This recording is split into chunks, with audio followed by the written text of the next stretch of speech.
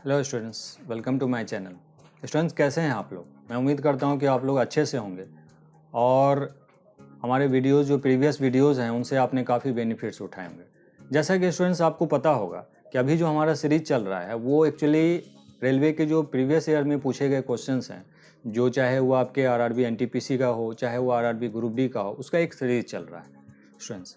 तो अभी हम लोग स्टूडेंट्स जो ये इसका पार्ट 2 लेकर के हम आपके बीच में हैं। इसका जो ये वीडियो है वो सेकंड वीडियो है, पार्ट 2। और इसका जो पार्ट 1 है वो मैंने ऑलरेडी डाला हुआ है डिस्क्रिप्शन में, आप उसमें जा करके देखिए और उससे जितना बेनिफिट्स हो सके उससे आप लीजिए। और स्टूडेंट्स, आज का जो वीडियो है वो काफ़ी इंटरेस्टिंग होने जा रहा है स्टूडेंट्स। तो मैं उम्मीद करूंगा कि जितने भी स्टूडेंट्स हैं उसको अच्छे से देखेंगे। स्टूडेंट, थोड़ा टाइम का इशू हो सकता है, लेकिन मैं जो भी क्वेश्चन कराता हूँ मैं अपने तरीके से उसमें टाइम लेता हूँ, ताकि स्टूडेंट्स ये ना हो कि कल के डेट में मैं कोई क्वेश्चन करा रहा हूँ और वो क्वेश्चन पता चले कि आपको सिर्फ मैंने एक फॉर्मेलिटी निभाने के लिए यहाँ पर कर दिया। तो मैं वो काम नहीं करता हूँ स्टूडेंट। मेरा है कि सिंपली आपका कॉन्सेप्ट डेवलप कराऊँ। क्योंकि कॉन्सेप्ट डेवलप नहीं होगा स्टूडेंट तो आप कुछ भी कर लो, आप फाइनली एग्जामिनेशन हॉल में जाओगे, आप भूल जाओगे। ठीक है स्टूडेंट्स? तो मुझे लगता है कि मैं अपने तरफ से जितना ऑनेस्टी दिखा पाऊँ, ईमानदारी दिखा पाऊँ, मैं उतना करने की कोशिश करता हूँ स्टूडेंट्स। ठीक है, तो चलिए स्टूडेंट्स, हम लोग चलते हैं और आज का विदाउट वेस्टिंग एनी टाइम, बिना टाइम को बर्बाद किए हुए हम लोग सीधे अपने क्वेश्चंस पर आते हैं।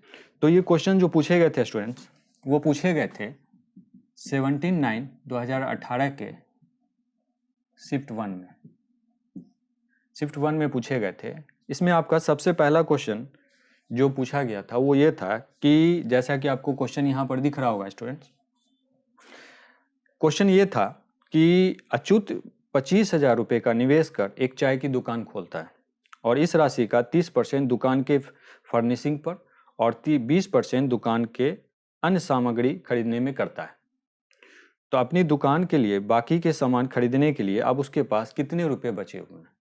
यानी वो टोटल इन्वेस्टमेंट करता है 25,000 रुपये, जिसमें से कि 30% दुकान के फर्निशिंग पर खर्च कर देता है वो, और बाकी के बचे 20%, बाकी जो उसके 20% हैं बचे हुए नहीं, बल्कि 20% जो हैं टोटल अमाउंट में से, वो दुकान के लिए दूसरी सामग्री खरीदने में खर्च करता है। तो कहता है कि अब उसके पास कितने बचे हैं। सिंपल सा क्वेश्चन है स्टूडेंट्स, आप देखेंगे इसमें सिंपल सा क्वेश्चन है कि आप देखिए स्टूडेंट्स, पहले वो 30% तो खर्च करता है फर्निशिंग के लिए और 20% खर्च करता है दुकान में अन्य सामग्री खरीदने के लिए। तो टोटल वो 50% पैसे जो निवेश करता है वो तो खर्च कर देता है। तो अब उसके पास बचे कितने? 50% अगर वो खर्च ही कर देगा तो उसके पास बचेंगे 50%।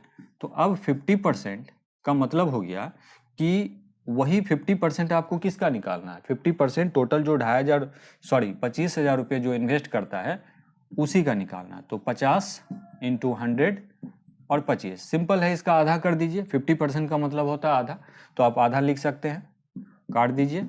तो ये आपका कितना हो जाएगा स्टूडेंट? आपका हो जाएगा 12,500 रुपये। 12,500 रुपये, ये आंसर आपका आया। ठीक है। पेन को 144 रुपये में बेचने पर अनुराग को क्रय मूल्य पर 1/7 का हानि होता है। तो ये अगर कहता है कि यदि पेन को वो 189 रुपये में बेचता तो उसका लाभ प्रतिशत बताइए। कहता है कि किसी पेन को 144 रुपये में बेचने पर अनुराग को क्रय मूल्य पर 1/7 की हानि होती है, यानी क्रय मूल्य पर हानि होती है। ठीक है। और यदि पेन 189 में, यानी कहता है कि पेन अगर वो 189 रुपये में बेचता तो उसका लाभ प्रतिशत यानी उसका प्रॉफिट परसेंट आपको बताना है। तो सिंपल सा क्वेश्चन है स्टूडेंट। ऐसे क्वेश्चंस को, जैसा कि क्वेश्चन आपको यहाँ पर दिख रहा होगा स्टूडेंट, तो मैं यहाँ पर ये बताऊं कि क्वेश्चन में आपको करना क्या था कि मान लिया कि सीपी हमने यहाँ लिख दिया, सीपी यहाँ लिख दिया मैंने। अब आपको पता है स्टूडेंट कि हानि की कंडीशन क्या होती है? हानि तब होती है जब सीपी एसपी से बड़ा हो, यानी क्रय मूल्य विक्रय मूल्य से बड़ा हो। तो हमें दिख रहा है कि जब हानि हो रही है तो इसका मतलब साफ है कि सीपी जो है वो एसपी से बड़ा है। तो सेलिंग प्राइस का डिफरेंस बराबर हानि। अब हानि उसको किसकी हो रही है? हानि हो रही है क्रय मूल्य के 1/7। तो हम क्रय मूल्य का 1/7 ले लेंगे। ठीक। अब हम निकाल लेंगे इसका सिंपल सा लॉजिक। पहले हमें सीपी निकालना है। तो हमें पता है स्टूडेंट्स कि उसने कितने में बेचा था? 144 रुपये में बेचा था, 144। अब आप सीपी निकाल लीजिए यहाँ पर। तो यहाँ पर आपको करना क्या है? सीपी निकालने के लिए इसको इधर ले आइए, सीपी 7 और ये 144 उधर चला जाएगा। अब इन दोनों का 7 CP हो जाएगा, 7 में से 1 CP घटा देंगे, 6 CP हो जाएगा। और 6 CP इंटू 144 इंटू 7। अब 6 से इसको काट दीजिए, 6 दूना 12, 6 चौके 24। अब CP बराबर हो जाएगा 7 चौके 28 और 7 दूनी 14, 116। यानी कि हमारी जो CP थी वो 168 रुपये थी। ठीक। अब स्टूडेंट्स इसमें कहा कि अब वो फाइनली कहता है कि अगर वो 189 में बेचता है, जैसा कि आपको क्वेश्चन में यहाँ दिख रहा होगा, तो उसको कितने % का लाभ होता है। अब देखिए उसकी जो नई SP है वो बेच कितने में रहा है, 189 में। तो सिंपल सी बात है कि उसको फायदा कितने का हो रहा है। आप देख लीजिए 189 में आप 168 को माइनस कर दीजिए तो 21%, 21 रुपये का फायदा, 21 रुपये का। तो प्रतिशत लाभ होता है स्टूडेंट्स, प्रतिशत लाभ बराबर होता है लाभ इंटू 100 बटे CP। तो अब आपका CP क्या था, 168, तो 21 अठे 168, 21 अठे 168। अब 8, अब इसको आप सॉल्व कर लीजिए, 4 दूना 8, 25, यानी 25 का आधा कितना हो जाएगा, 12.5%। तो आप ऑप्शन से मैच कर लीजिए स्टूडेंट्स, आपका ऑप्शन नंबर बी में 12.5% दिख रहा होगा यहाँ पर, तो आपका रियल आंसर हो जाएगा 12.5%। आप इसको ऐसे भी समझ सकते थे, अगर आप इसको शॉर्ट में बनाते तो ऐसे करते कि उसको क्रय मूल्य का 1/7 हो रहा है। अगर हम क्रय मूल्य को 1 मान लेते तो इसका डिफरेंस हमको कितना आता है, 6/7। अब 6/7 जो है वो किसके बराबर है, 144 के। तो आप इससे सिंपली काट देते 24, तो 24 इंटू 7 बराबर आपका हो जाता है 168। ऐसे भी आप समझ सकते थे। और सिंपली आप देखते कि 168 आ रहा है तो आपका विक्रय मूल्य अब कहता है कि 189 में, तो 168 और 189 का डिफरेंस कितना होता है, 21 रुपया। 21 इंटू 100 और अपॉन में 168। आप इसको सॉल्व कर लेते और फाइनली आपको पता है कि इतना सॉल्व करने पर आपको 12.5% आ जाता। तो शॉर्ट में आप ऐसे भी। अब स्टूडेंट्स हम लोग इसके क्वेश्चन नंबर 3 पर आते हैं। क्वेश्चन नंबर 3 इसका क्या कहता है।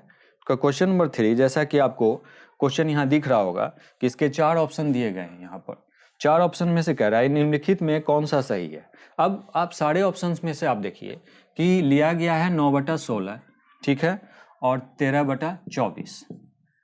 अब स्टूडेंट्स पूछता है जिसमें इसमें से कौन सही है, यानी option A, B, C, D में से कौन सा सही है। तो आपको सिंपली देखना है स्टूडेंट्स कि पहला ऑप्शन कह रहा है कि 9/16 इज ग्रेटर देन 13/24। अब ये ऑप्शन सही है या option B, option C। Option B तो बिल्कुल ही नहीं सही है, क्योंकि आप देख सकते हैं 9/16 और आपको कहता है कि 13/24, तो ये तो बराबर हो ही नहीं सकता है स्टूडेंट्स, ये तो बराबर हो ही गया ना, तो ये बिल्कुल कट गया। आपका दूसरा दे रहा है कि आप यहाँ से हम चेक कर लेते हैं। तो इसके लिए स्टूडेंट्स आपको एक चीज़ करना होगा कि आपको तुलना करनी होगी। जैसे मान लीजिए 9/16 है और 13/24 है, तो इसका आप कंपेयर कर लीजिए। इसको कंपेयर कैसे करते हैं कि कौन सा भिन्न बढ़ा है। देखिए जब दो भिन्न की तुलना की जाए स्टूडेंट्स, तो उसको हम कैसे पता करते हैं उसको आप समझ लीजिए। उसको करने का तरीका होता है कि क्रॉस मल्टीप्लाई कर दीजिए। आप 24 को 9 से कर दीजिए तो 216 हो जाएगा, और 13 को 16 से कर देंगे तो 208 हो जाएगा। तो आप देख सकते हैं स्टूडेंट कि 216 बड़ा है, और 216 किसके लिए आया, इसके लिए आया। तो हम कहेंगे कि 9/16 जो होगा वो 13/24 से बड़ा होगा। क्या बताया मैंने स्टूडेंट्स, जब भी आपको कोई दो भिन्न दिया जाए तो उसकी तुलना आपस में कैसे करेंगे, आप क्रॉस मल्टीप्लाई कर लेंगे। आप देखेंगे कि किधर की वैल्यू ज़्यादा है, यानी 216 इधर के लिए आया था और 208 इधर के लिए आया था, तो ऑब्वियसली जाहिर सी बात है कि 216 बड़ा होगा, तो ये वाला भिन्न बड़ा होगा। तो 9/16 13/24 से बड़ा होगा। तो आप साफ साफ देख रहे हैं कि अब आपके तीसरे ऑप्शन में क्या दे रहा था, तीसरे ऑप्शन में दे रहा था कि 9/16 और 13/24, फिर आपका दे रहा था 9/16 और 13/24। अब आप साफ साफ देख सकते हैं ये तो हो ही नहीं सकता कि ये दोनों बराबर हों। अब ये दे रहा है कि ये बड़ा है, जबकि अभी मैंने आपको बताया कि ये बड़ा है, तो ये ऐसे ही गलत हो गया। ये आपको साफ साफ दिख रहा है कि ये पॉसिबल ही नहीं हो सकता, तो ये पॉसिबल हो सकता है। तो क्लियर है कि आपका option number A right answer होगा, मतलब 9/16 13/24 से बड़ा होगा। उम्मीद करता हूं स्टूडेंट्स आपको ये समझ में आया होगा। चलिए हम लोग नेक्स्ट क्वेश्चन की तरफ चलते हैं स्टूडेंट्स।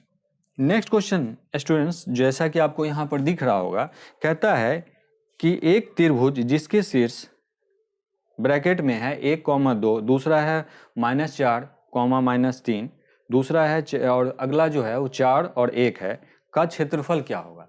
तो स्टूडेंट्स देखिए, ये नियामक ज्यामिति से पूछा गया क्वेश्चन है, कोऑर्डिनेट ज्योमेट्री से पूछा गया क्वेश्चन है। इस क्वेश्चन को बनाने के लिए आपको स्टूडेंट्स क्या करना है, सिंपल सा एक लॉजिक लेकर के चलना है। क्वेश्चन आपको यहाँ दिख रहा होगा। तो सबसे पहले स्टूडेंट्स आपको करना क्या है कि एक ड्रॉ करना है यहाँ पर एक ट्रायंगल, एक त्रिभुज का क्षेत्रफल पूछ रहा है। अब आपको करना क्या है, यहाँ पर PQR यहाँ कर दीजिए। और यहाँ पर आपको क्वेश्चन में क्या दे रहा है, पहला वाला जो कंडीशन है उसमें दे रहा है ये शीर्ष है, तो आपको दे रहा है 1/1 और 2। दूसरा आपका दे रहा है कि 4 और 3, तो आप यहाँ पर कर दीजिए -4 और -3। और उसके बाद नेक्स्ट आपका दे रहा है 4 और 1, यहाँ पर 4 और 1। अब देखिए स्टूडेंट्स, ये जो शीर्ष होते हैं ना, इन शीर्षों को हम कैसे समझेंगे, यहाँ पर ध्यान रखिएगा कि इसको हम लोग x1 और y1 मानेंगे, ठीक है। इसको हम क्या मानेंगे, x2 y2 मानेंगे, इसको मानेंगे x3 और y3। अब देखिए स्टूडेंट्स, ये ध्यान रखिएगा कि जब भी आपको किसी भी ट्रायंगल का, किसी भी त्रिभुज के 3 शीर्ष दिए हों और कहा जाए उसका क्षेत्रफल निकालने, तो उसका फार्मूला क्या होता है स्टूडेंट, पहले आप उस फार्मूले को यहाँ समझ लीजिए। ये फार्मूला क्या है, मैं अब आपने देख लिया, मैं इसका एक फार्मूला लिखा रहा हूँ आपको, आप इसको देख करके यहाँ पर ये कर लीजिएगा। देखिए, इसका फार्मूला होता है क्षेत्रफल निकालने का, मतलब ये होता है कि half x1 y2 minus y3, फिर होता है plus x2 y3 minus 1 y1, और फिर आपका होता है x3 y1 माइनस y2। ठीक है स्टूडेंट्स। तो स्टूडेंट्स, इसमें आपको सबसे मेन चीज जो आपको देखना होता है कि यहाँ पर आपको वैल्यू पुट करनी। मैं यहाँ पर कर देता हूँ स्टूडेंट, क्षेत्रफल के लिए यहाँ ज़्यादा सही रहेगा। यहाँ मैंने आपको फार्मूला लिख दिया है।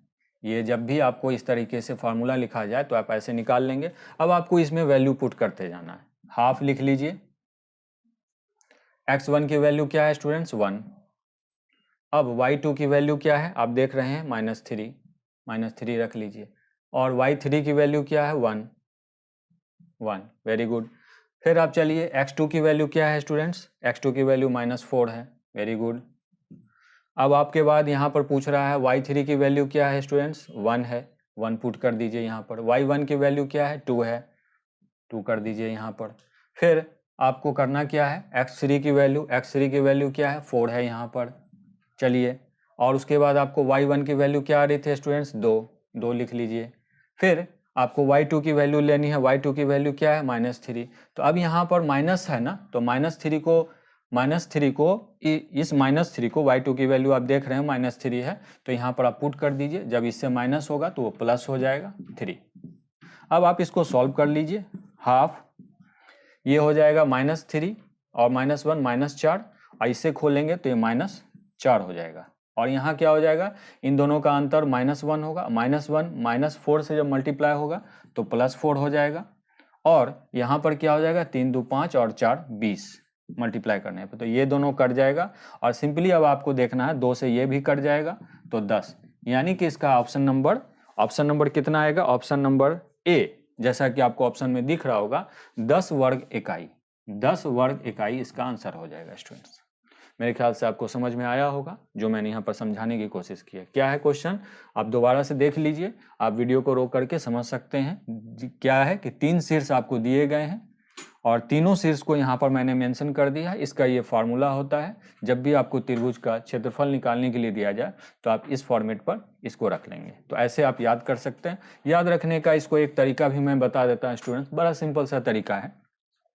कई स्टूडेंट को ये नहीं समझ में आता है कि किसमें किसको माइनस करना है, तो इसके लिए आप एक तरीका इस्तेमाल कर सकते हैं। इसको आप मान लीजिए 123, तो इससे आपको ये पता चल जाएगा कि 1 2 3 के इसमें पहला वाला हमेशा x होगा इधर वाला, और इधर वाला हमेशा y होगा। तो 1 2 3 और इसको मान लीजिए आप 231 2 3 1, ब्रैकेट के अंदर जब भी होता है तो वो y ही होता है। यहाँ पर आपको क्या करना है, 312।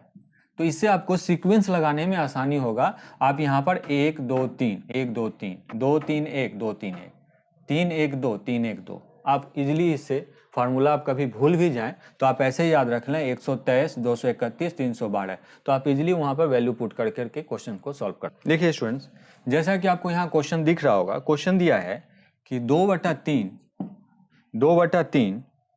8/9, उसके बाद 10/27, उसके बाद दे रहा है आपको 32/81 का एचसीएफ क्या होगा, इसका पूछ रहा है, इसका मौसौ क्या होगा, यानी कि एचसीएफ पूछ रहा है, यानी कि महत्तम समावर्त इसका पूछ रहा है। तो स्टूडेंट्स बड़ा आसान तरीका है निकालने का, जब भी याद रख लीजिए।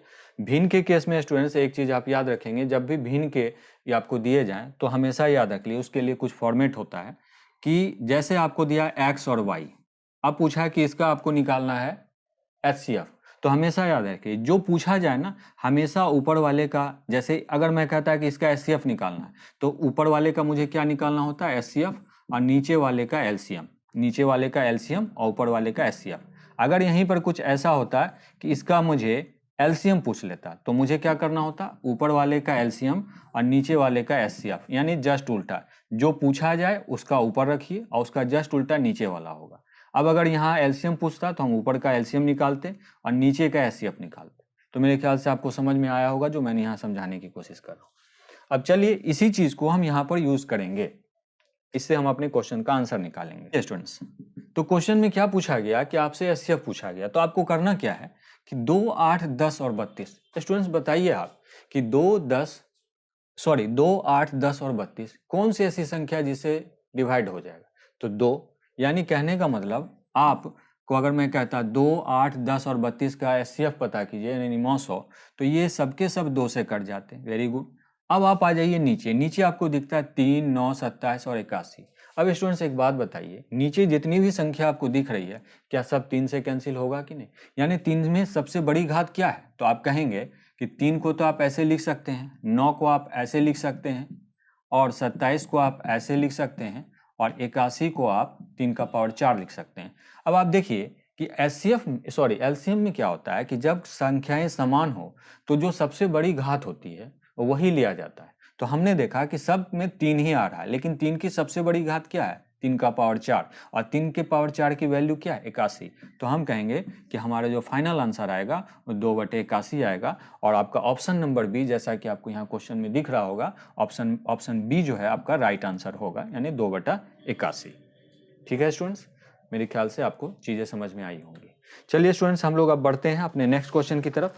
नेक्स्ट क्वेश्चन है स्टूडेंट्स कि आपको एक क्वेश्चन दिया गया है, x4461।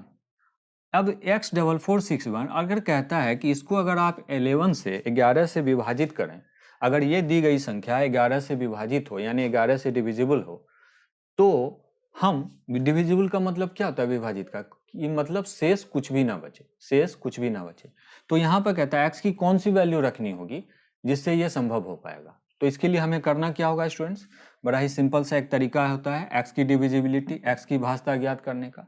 x की भाज्यता ज्ञात करने का तरीका होता है स्टूडेंट्स कि आपको सम स्थान वाली संख्या और विषम स्थान वाली संख्या को आपस में जोड़ दीजिए और उन दोनों का अंतर निकाल लीजिए। अगर आपका अंतर 0 आता है या 11 का भाजक आता है तो वो संख्या 11 से विभाजित होगी। मेरे कहने का मतलब आप समझिए। अब आप गौर कीजिए, ये वाली संख्या 1 नंबर पर है, ये 2 नंबर पर है, ये 3 नंबर पर है। आप समझिए मैं जो बता रहा हूँ यहाँ पर, ये 4 नंबर पर है और ये 5 नंबर पर है।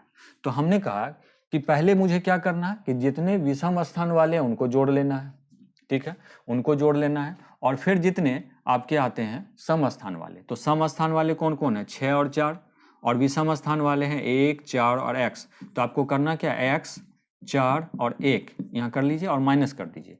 फिर आपको सम स्थान वाले कौन कौन है, 6 और 4, 6 और 4 को जोड़ दीजिए। अब सबका अंतर निकालिए। अब आप साफ साफ देख रहे हैं स्टूडेंट कि यहाँ तो 10 है, यहाँ तो 6 और 4 को जोड़ने पर आपको 10 मिलता है, तो यहाँ भी आपको 10 आना चाहिए था। क्योंकि अगर अंतर हमें 0 लाना है तो यहाँ भी हमें 10 रखना होगा, क्योंकि 10 में 10 घटाने से 0 आएगा। तो हमें पता है 4 और 1 जोड़ने से कितना आता है, 5। तो अगर हम यहाँ 5 रखते तो यहाँ इसका मान भी 10 हो जाता, तब आसानी से हम 10 में 10 घटाते तो 0 आ जाता। तो हमको x का मान क्या रखना होगा, हमें 5। तो तब हम संभव हो पाएगा 5 + 4 9 + 1 10, तब हमारा अंतर 0 हो जाएगा। तो ये कब पॉसिबल हुआ, जब हमने x का मान 5 रखा। ठीक है स्टूडेंट्स, तो मेरे ख्याल से आपको समझ में आया होगा जो मैंने यहाँ बताया। अब चलिए स्टूडेंट्स, आपका नेक्स्ट क्वेश्चन आ रहा है जो आपको यहाँ पर कॉर्नर पर दिख रहा होगा। चलिए क्वेश्चन को ध्यान से देखेंगे। क्वेश्चन कह रहा है कि रोहन और रोहित एक साथ किसी काम को 10 दिन में समाप्त कर सकते हैं, जबकि रोहन उसी काम को अकेला 15 दिन में समाप्त कर सकता है। तो कहता है कि रोहित अकेला उस काम को कितने दिनों में समाप्त करेगा। तो बड़ा सिंपल सा है कि आपको करना क्या है, रोहन एंड रोहित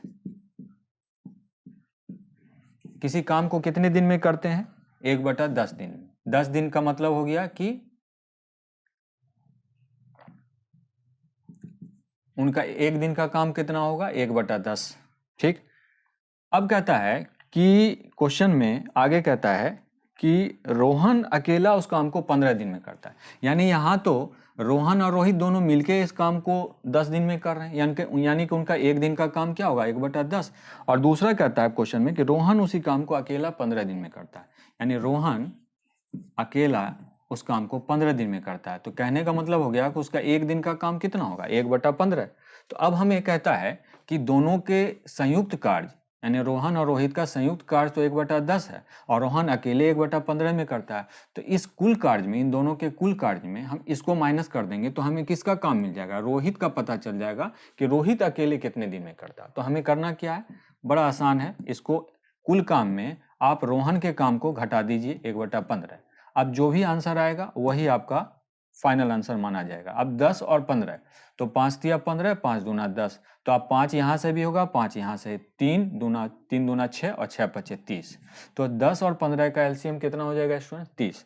तो 10 आप काटें इसको तो 3 बार में कट जाएगा, 3 एकम 3, 15 दूना 10 और 1 3। तो आप देखते हैं कि 1/30। तो यानी कहने का मतलब कि रोहन अगर अकेले करता तो वो 1/30 काम करता।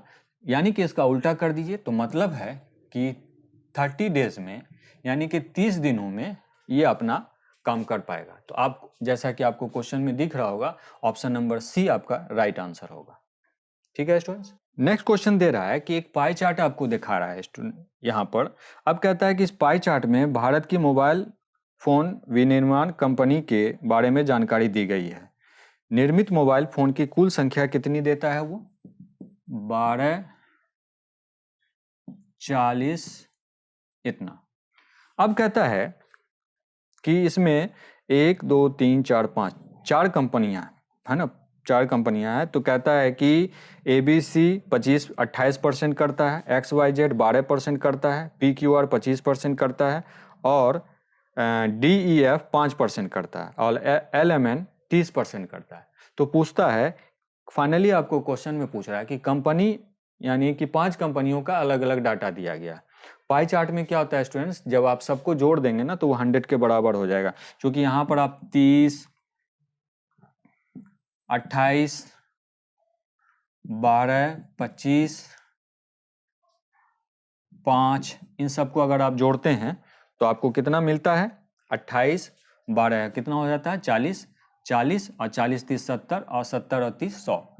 तो कहने का मतलब होता है कि स्टूडेंट्स यहां पर आपसे जो फाइनली पूछा जा रहा है वो पूछ रहा है कि कंपनी, 5 कंपनियों में से LMN, यानी LMN जो कंपनी है वो कुल कितने मोबाइल का निर्माण करती है। तो उसके लिए आपको करना कुछ नहीं है स्टूडेंट्स, सिंपली आप देख रहे हैं कि यहाँ पर आपको दिया गया है तो इसका आप देख रहे हैं कि जो वो है LMN कंपनी, वो टोटल कितना चार्ट में जैसा कि आप यहाँ देख पा रहे होंगे 30% जो है वो निर्माण करती है। तो 30% आप इसका निकाल लीजिए, आप सिंपली इसको काट दीजिए यहाँ से।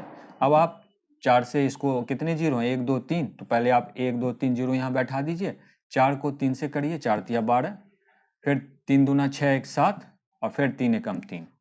तो आप देखते हैं कि इतने इतने इतने मोबाइल का निर्माण करती है। आपको ऑप्शन नंबर डी में दिख रहा होगा 3,72,000 मोबाइल का निर्माण करती है कंपनी LMN, जो कि आपको ऑप्शन नंबर डी में यहां दिख रहा होगा। यही आपका फाइनल आंसर हो जाएगा कि 1,60,000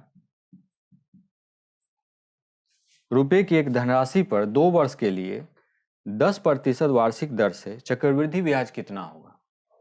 यदि ब्याज की गणना अर्धवार्षिक की जाए, ब्याज की गणना अर्धवार्षिक की जाए, तो यहाँ स्टूडेंट्स ध्यान रखेंगे कि जब भी आप चक्रवृद्धि ब्याज निकालते हैं। तो चक्रवृद्धि ब्याज निकालने का जो फार्मूला होता है, पहले मैं यहाँ इसको इरेज करके आपको बता देता हूँ कि चक्रवृद्धि ब्याज निकालने का फार्मूला क्या होता है।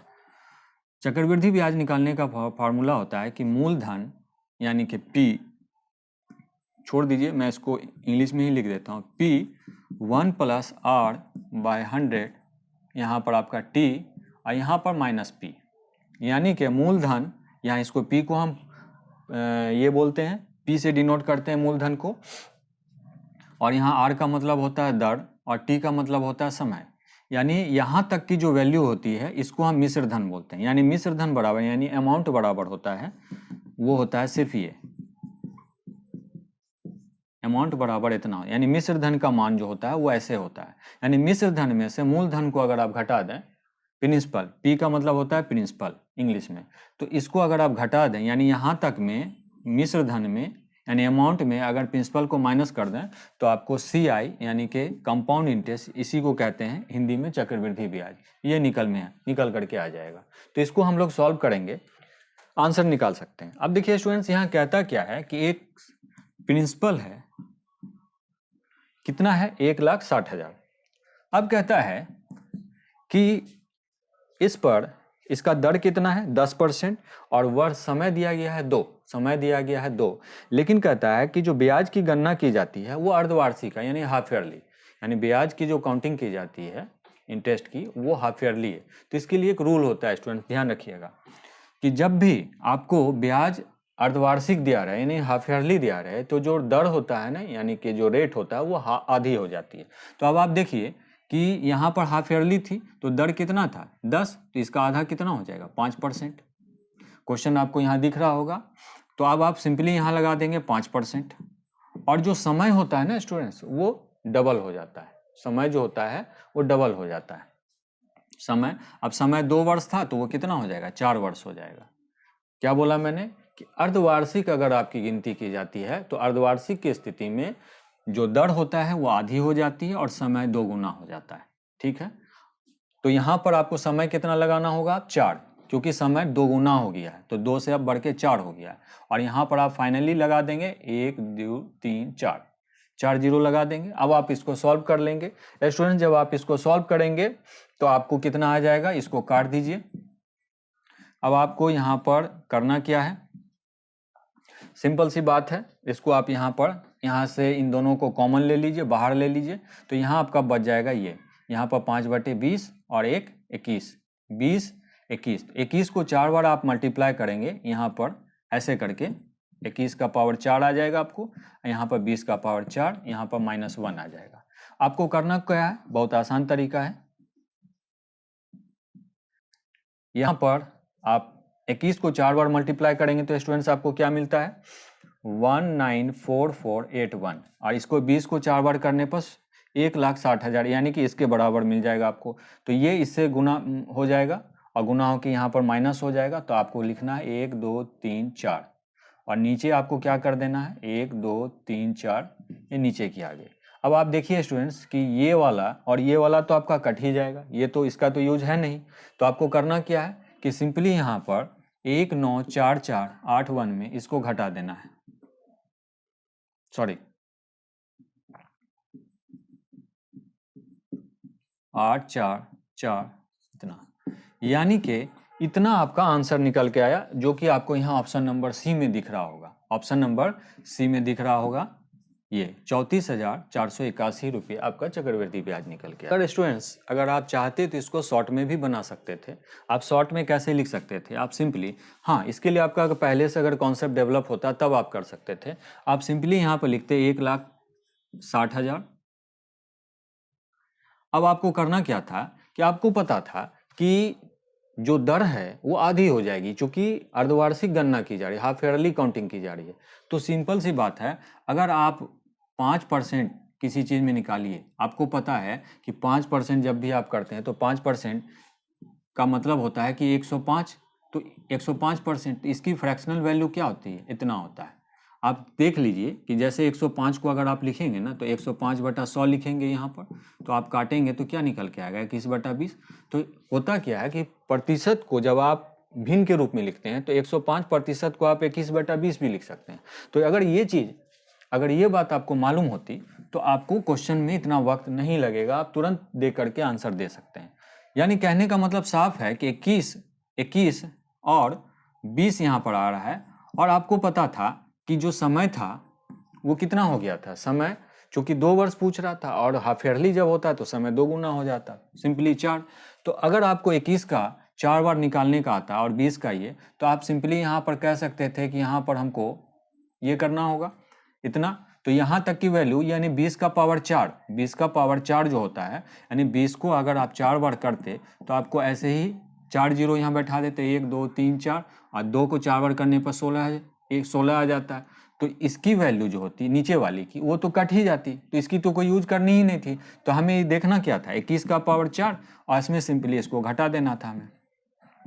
तो हमने देखा था कि 1944 आपका कितना आ रहा था, 81, और यहाँ आ रहा था इतना। तो इसका अंतर आपको कितना आ रहा था, आपने अभी देखा था 34481। आप ऐसे भी कर सकते थे, तो डायरेक्ट भी ऐसे निकल सकता था। नेक्स्ट क्वेश्चन कहता है कि जैसा कि आपको क्वेश्चन यहाँ दिख रहा होगा स्टूडेंट्स, कि ABC एक टैंक से जुड़े 3 वाल्व हैं। ABC एक टैंक से जुड़े 3 वाल्व हैं। A और B मिलकर एक टैंक को कितने घंटे में भरते हैं, 1/6 घंटे में भरते हैं। और B और C मिल करके उस टैंक को कितने घंटे में भरते हैं, 1/10, यानी 10 घंटे में भरते हैं। तो उनका एक दिन का काम कितना हो, 1/10 हो जाएगा। और A और C मिल करके उसको कितने देर में भरते हैं, 7.1/2। यानी कि अगर आप 7 पूर्णांक को आप लिखेंगे तो आप कैसे लिखेंगे, ऐसा 15/2 ऐसे लिखेंगे ना, तो ये उल्टा होकर के 2/15 हो जाएगा। तो आप फाइनली आप कैसे लिखेंगे, 2/15 ऐसे लिखेंगे आप इसको।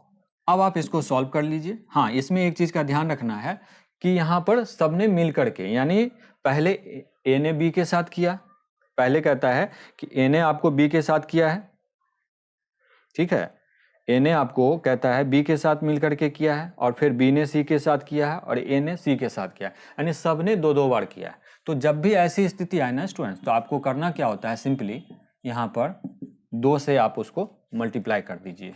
यहाँ पर वो भी इसलिए आता है, वो भी मैं यहाँ समझा देता हूँ, चूंकि यहाँ पर a + b है, ठीक, और उसके बाद देता है कि b + c भी है, और उसके बाद क्या देता है आपको, a + c भी देता है। तो अगर मैं इसको यहाँ पर लिखूँ तो a कितना आएगा, सब में 2-2 आता जाएगा, यानी b भी 2 होएगा, और सब में से अगर हम कॉमन ले लेंगे तो क्या हम इसको ऐसे लिख सकते हैं ना। तो यहाँ पर हम ऐसे लिख सकते थे कि यहाँ पर हम ऐसे लिख सकते थे ना कि इसको अगर मुझे भिन्न के रूप में लेना पड़े तो हम इसको इतने के बराबर ये है, इतने के बराबर ये है, इतने के बराबर ये है।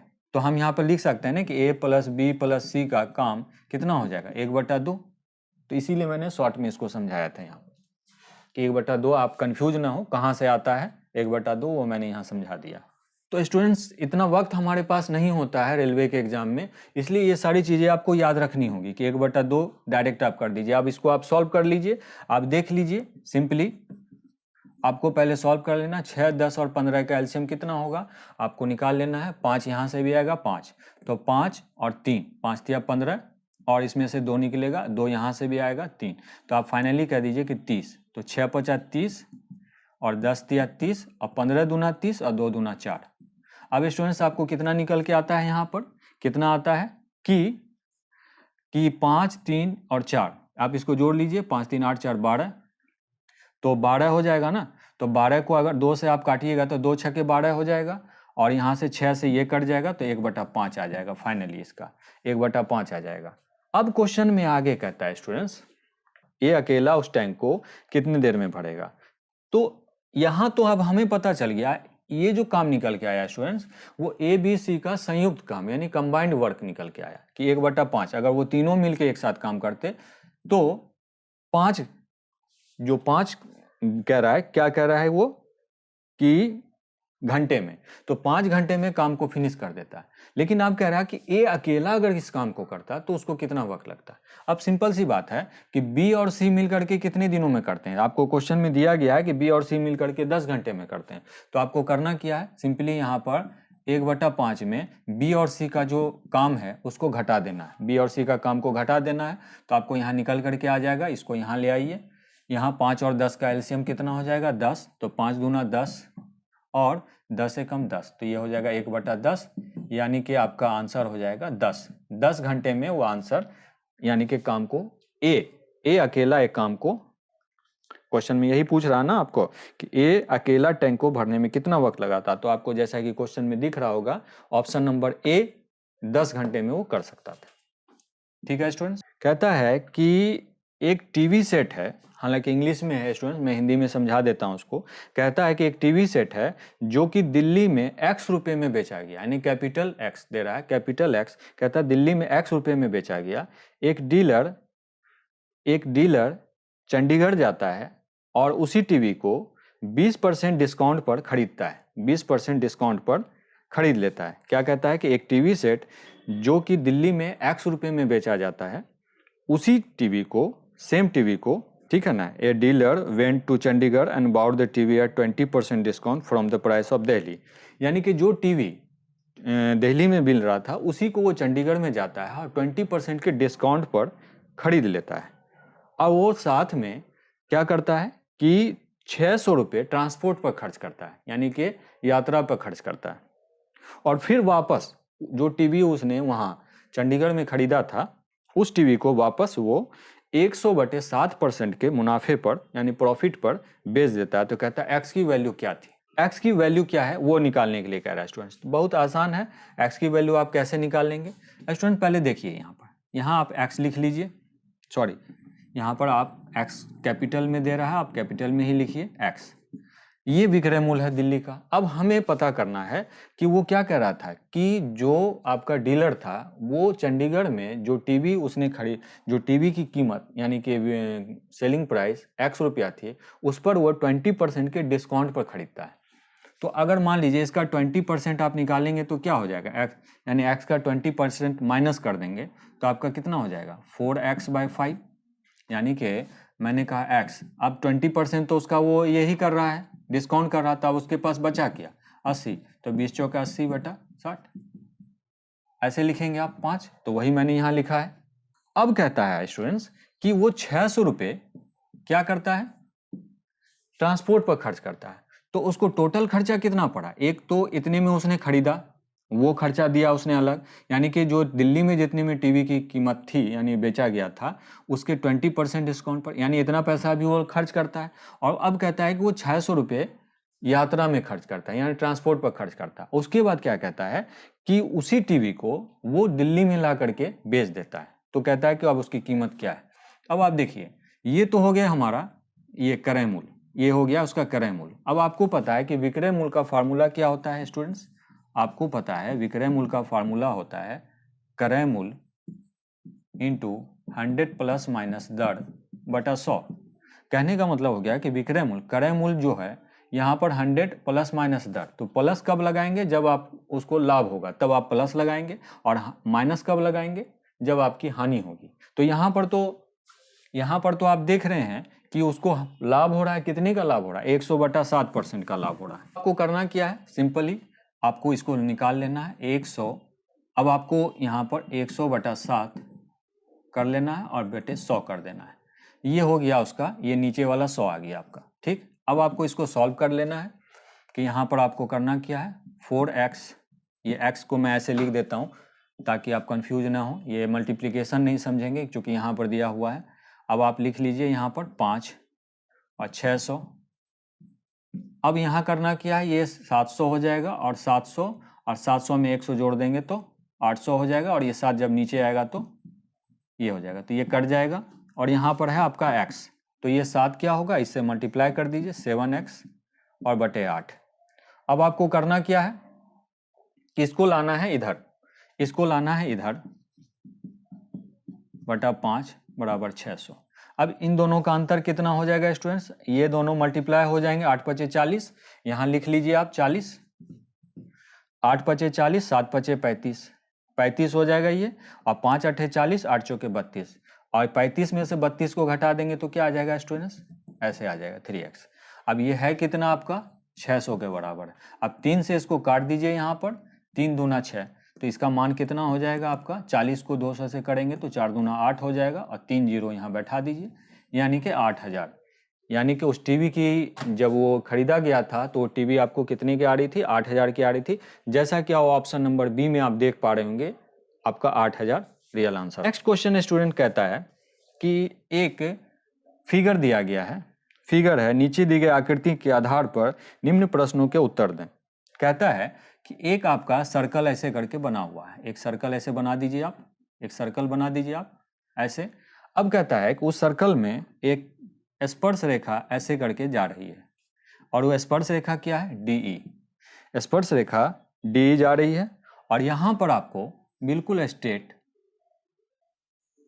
यहां पर जैसा कि आप फिगर से मैच कर सकते हैं, ये आपका दिया गया है ए, और ये बी, और ये सी दिया गया। अब क्वेश्चन में स्टूडेंट्स देता है कि ए बी और सी दोनों समानांतर हैं, तो हम कहेंगे ना कि ए बी और सी जब समानांतर है तो इसी को विस्तार किया गया है डी तक, तो हम ये भी कह सकते हैं ना कि ए बी जो है वो डी के समानांतर है। हम कहेंगे कि ये जो रेखा ए बी है, ये जो लाइन ए बी है वो पूरा डी के समानांतर है। यानी अगर ए बी अगर सी के समानांतर होगा तो इसी का विस्तारीकरण हमारा डी तक किया गया, तो हम कहेंगे कि ए बी और डी दोनों समानांतर हो जाएगा।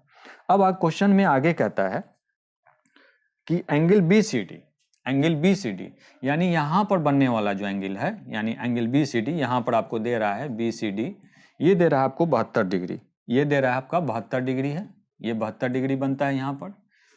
तो कहता है कि एंगल बी ए सी का मान क्या होगा, बी ए सी यानी यहाँ पर बनने वाले एंगल का मान क्या होगा स्टूडेंट्स। तो स्टूडेंट्स चलिए इसको हम लोग सॉल्व करते हैं। इसका तरीका क्या है स्टूडेंट्स, बहुत आसान तरीका है। ध्यान दीजिएगा स्टूडेंट्स कि जब भी आपको दो समानांतर रेखा हो ना, दो समानांतर लाइन हो, उनके बीच जो एकांतर कोण बनता है ना वो हमेशा इक्वल होता है। तो हम कहेंगे कि ये 72 है तो इसका एकांतर कोण कौन हो जाएगा, 72 यहाँ पर हो जाएगा, 72 ये हो जाएगा। अब ये दोनों एक ही पैरेलल लाइन, एक ये और ये इसके समानांतर है, तो स्टूडेंट्स याद रखिए यहाँ पर बनने वाला जो कोण होगा यहाँ पर वो भी आपका 72 डिग्री होगा। तो हम ये कहेंगे कि एंगल ए सी ई जो है उसका मान भी 72 डिग्री ही होगा यहाँ पर। चूंकि दोनों के दोनों, आप समझिए मैं जो बोलना चाह रहा हूँ, कुछ ऐसी स्थिति आपकी आ गई है, ऐसी स्थिति आ गई। तो अब आप सिंपली समझ सकते हैं कि यहाँ पर बनने वाला जो कोण होगा, चूंकि दोनों ये लाइन और ये लाइन समानांतर है, तो यहाँ पर जो कोण बनेगा यानी ये और ये एक दूसरे के अल्टरनेट, इसको एकांतर कोण बोलते हैं, इंग्लिश में अल्टरनेट एंगल बोलते हैं। तो इसका अल्टरनेट क्या होगा, ये, तो ये कोण, तो वही चीज यहाँ पर हुआ है कि ये लाइन और ये लाइन पैरेलल थी, तो इसका एकांतर कोण हो जाएगा, ये हो जाएगा। तो ये अगर 72 डिग्री है तो ये भी 72 डिग्री हो जाएगा। और चूंकि वो दोनों सेम लाइन पर बनी हुई है तो यहाँ पर बनने वाला जो कोण है उसी के बराबर ये वाला कोण भी हो जाएगा 72 डिग्री। अगर ये 72 है तो हम कहेंगे ये भी 72 हो जाएगा आपका। अब इसका एकांतर कोण बनेगा जो यहाँ पर बनेगा, यहाँ पर, तो ये भी आपका 72 डिग्री का हो जाएगा। तो यही बात मैंने यहाँ पर समझाई कि इसका एकांतर क्या हो जाएगा, 72, तो हम कहेंगे 72 डिग्री। तो एंगल ए सी का मान यहाँ पर क्या हो जाएगा, 72 डिग्री। ए सी का मान 72 डिग्री। तो हमसे पूछा क्या गया था, बी ए सी का मान पूछा गया, एंगल बी ए सी का मान पूछा गया था, तो एंगल बी ए सी भी आपकी 72 डिग्री हो जाएगी स्टूडेंट्स। ठीक है, तो मेरे ख्याल से आपको समझ में आया होगा, जैसा कि आपको क्वेश्चन दिख रहा है यहाँ पर कॉर्नर पर, और ऑप्शन नंबर डी आपका राइट आंसर होगा। आप मैच कर लीजिए 72 डिग्री। अब स्टूडेंट्स चलिए हम लोग नेक्स्ट क्वेश्चन को करते हैं। ये भी इंग्लिश में है, मैं हिंदी में आपको समझा देता हूँ। क्वेश्चन कहता है स्टूडेंट कि 720 रुपये को 5 दोस्तों के बीच, 5 लोगों के बीच डिवाइड किया गया। 720 रुपये 5 दोस्तों के बीच डिवाइड किया गया A B C D E के बीच में। जो उनका जो सम मिला, जो उनको योग मिला, जो उनको पैसे मिले, वो असेंडिंग ऑर्डर में था। असेंडिंग ऑर्डर मतलब बढ़ते क्रम में था। एंड इन अर्थमेटिक प्रोग्रेशन यानी कि समानांतर श्रेणी में था, समानांतर श्रेणी। एपी अर्थमेटिक प्रोग्रेशन का मतलब होता है समानांतर श्रेणी। तो कहता है कि ई को जो पैसे मिले वो ए से 40 रुपये ज्यादा मिले। तो बताइए कि बी ने कितने पैसे रिसीव किए थे, यानी बी को कितना मिला था। मैं अपने लैंग्वेज में समझाता हूँ स्टूडेंट। यहाँ कह रहा है कि 720 रुपये दिए गए हैं स्टूडेंट्स, ठीक है, जैसा कि आप क्वेश्चन यहाँ देख सकते हैं कि 720 रुपये दिए गए हैं, और 720 रुपये को 5 लोगों में बांटना है, A B C D E में, और उनको जो पैसे दिए गए हैं ना वो सब बढ़ते क्रम में, यानी असेंडिंग ऑर्डर में है का मतलब बढ़ते क्रम में, और हैं किस में, अर्थमेटिक प्रोग्रेशन में, एकांतर श्रेणी जो होती है ना, एकांतर श्रेणी में बढ़ती जा रही है। तो स्टूडेंट्स याद रखिएगा, जब भी एकांतर श्रेणी होती है ना, तो एकांतर श्रेणी का मतलब होता है कि जैसे 1 था तो 2 हो जाएगा, यहाँ 3 हो जाएगा, यहाँ 4 हो जाएगा। तो इसमें हमेशा जो अंतर रहेगा ना वो समान होता है। एकांतर श्रेणी में मतलब जो श्रेणियाँ बनती हैं ना, जो श्रेणियाँ बनती हैं तो अर्थमेटिक प्रोग्रेशन, तो उसमें आपका श्रेणी जो होगा का इसके जो अंतर होंगे, हर पदों के बीच का जो अंतर होगा वो समान होता है। जैसा कि आप यहाँ देख सकते हैं, अगर मैं कहता है कि 2 है, यहाँ 4 है, यहाँ 6 है, यहाँ 8, तो यहाँ मैं कहता है कि इन सबका अंतर कितना आ रहा है, 2 आ रहा है। तो याद रख लीजिए, एपी सीरीज में, एपी श्रृंखला में हमेशा अंतर समान ही होता है। तो यहाँ भी कुछ वैसा ही सिचुएशन है स्टूडेंट्स कि 720 रुपये को 5 दोस्तों में डिस्ट्रीब्यूट किया गया और वो सब के सब पैसे जो हैं वो एपी सीरीज में। तो हमें करना क्या है स्टूडेंट्स, बहुत आसान तरीका है। पहले हम मान लेंगे कि पहले दोस्त को x रुपया मिला। अब यहाँ गौर करने वाली बात यह है कि जो लास्ट का दोस्त है, जैसे इसको मैं मिटा के दोबारा से लिख रहा हूँ, जैसे मैंने लिखा A B C D E। अब यहाँ पर मैंने माना कि जो पहला पर्सन है उसको x रुपया मिला। अब लास्ट वाले पर चलते हैं। अभी हमें ये नहीं पता है कि B C D को क्या मिला है, लेकिन इतना जरूर पता है कि कहता है कि जो ई है, आपको क्वेश्चन में जैसा कि देख रहे हैं कि ए से उसको 40 रुपये ज्यादा मिले। तो मतलब क्या है यहाँ पर, मतलब ये है कि, और ये भी हमें दे रहा है कि ये सबके सब एपी सीरीज में, एपी श्रृंखला में बढ़ रहे हैं। तो इसका मतलब है कि जो इससे पीछे वाला है इसको मिला होगा x + 30, इसको मिला होगा x + 30, यानी कि तब ना अंतर समान होगा। तो फिर हम कहेंगे कि इसको जो मिला होगा यानी c को x + 20, फिर इसको क्या मिला होगा x + 10, और ये अब आपको समझ में आ गया होगा कि यहाँ ऐसे बढ़ा। तो फाइनली इन सब की जो संयुक्त पैसे थे यानी कुल रुपए वो 720 थे। अब हमें निकाल लेना है x। तो अब स्टूडेंट्स क्या दिखता है आपको, 5x यहाँ पर। अब इन सबको जोड़ लीजिए, 40 30 70 और 20 90 और 100। अब 100 आ रहा ना, सीधे 100 को 720 में माइनस कर दीजिए, तो अब आपको क्या मिल जाएगा, 620। अब 5 से इसको काट दीजिए, 5 एकम 5, यहाँ से कितना निकलेगा 2, 5 दूना 10, अब 5 के 20। आपको स्टूडेंट्स 124 निकल करके आएगा यहाँ पर, यानी कि जो ए है उसको 124 मिला। अब आपको साफ साफ पूछ रहा है कि बी को कितना मिला होगा, तो ऑब्वियस सी बात है कि बी को कितना मिलेगा, इससे यानी ए से 10 रुपया ज्यादा मिलेगा। तो अगर इसको 124 मिला है तो इसको कितना मिल जाएगा, 134 मिल जाएगा। तो आपका रियल आंसर क्या हो जाएगा, 134, यानी कि जो सदस्य बी है उसको 134 रुपये मिले।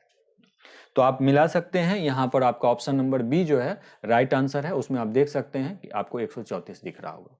अब चलिए स्टूडेंट्स, मैं इसको एक शॉर्ट तरीके से भी करके आपको बताता हूँ, जहां हमें बिना x को यूज किए भी हम इसको बना सकते थे, एक लॉजिकल तरीके से। स्टूडेंट्स करना क्या था यहाँ पर कि आपके पास पैसे दिए गए थे 720 रुपये, सिंपल, ठीक। अब आपको ये दिया गया कि जो लास्ट का सदस्य था ए, उसको कितना मिला था, उसको ए से 40 रुपये ज्यादा मिले थे।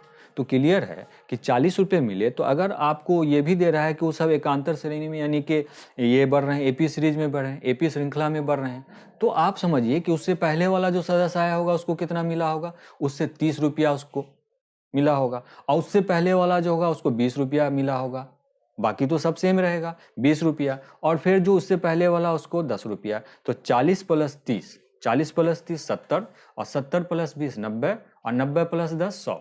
तो आपको सिंपली करना क्या था कि 100 रुपये हम माइनस करके 5 से भाग लगा देना था। 5 से भाग लगाते आप, तो 5 से भाग जैसे ही लगाते तो आपको यहाँ क्या मिल जाता, 620, और 620 को 5 से आप भाग लगा देते तो आपको 124 आ जाता। तो क्लियर था कि जो सबसे पहला सदस्य था उसको 124 रुपया ही निकल के आ गया पहले सदस्य को। अब चूंकि समानांतर श्रेणी में चल रहा है, तो समानांतर श्रेणी में जब चल रहा है तो क्लियर है कि वो हमें क्या देगा, कि 10 रुपया उसको ज्यादा मिलेगा, अगला सदस्य जो है उसको 10 रुपया ज्यादा रहे।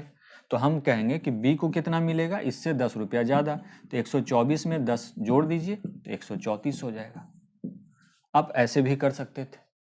तो क्वेश्चन को समझने का तरीका, इसलिए मैंने दोनों तरीके से बताया। हाँ, आपको जो बेटर लगे आप उस तरीके से उसको सॉल्व कर सकते हैं स्टूडेंट। आज के लिए बस इतना ही।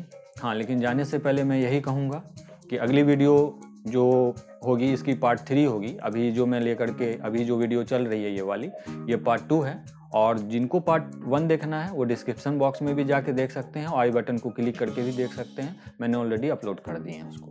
ठीक है स्टूडेंट्स, तो उम्मीद करता हूँ कि जो क्वेश्चंस मैंने आज कराए हैं उससे आप काफ़ी फ़ायदा उठा रहे होंगे। और आप फाइनली मैं यही कहूँगा कि आप DD ऑनलाइन कोचिंग से जुड़े रहिए और आगे के जितने भी वीडियोस होंगे, मैं ग्रुप डी हो गया, NTPC हो गया, उन सारे क्वेश्चंस को मैं अपलोड करता रहूँगा स्टूडेंट्स, और ये सब आस्ट क्वेश्चन होंगे। ठीक है स्टूडेंट्स, तो आज भर के लिए इतना ही है स्टूडेंट्स, फिर हम लोग मिलते हैं अपने नेक्स्ट वीडियो में। तब तक के लिए थैंक यू वेरी मच।